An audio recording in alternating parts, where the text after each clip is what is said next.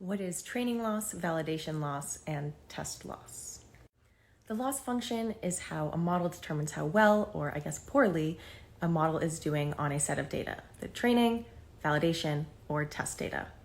Now, the difference between those three types of data is just what they're used for and how many samples each set contains. The loss function depends on what kind of model you're training and can vary, but it basically measures the difference between what the model thinks the output should be and what the data says the output should be. Training data is used to train the model.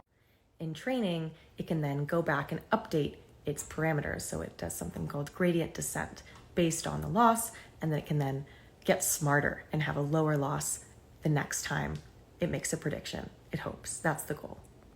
I can make another video on gradient descent, but hopefully you can get the idea from this. The validation set can be thought of like a test set during training. So every set number of sweeps through the training data, the model will use the validation data to see how it's doing and see whether it's overfitting, which I'll talk about in another video, or performing well. The validation data is not used to update the model's parameters. The test set is done at test time at the very end to see how well did the model do on an entirely unseen set of data. A typical training, validation, and test split is 70, 20, 10% respectively.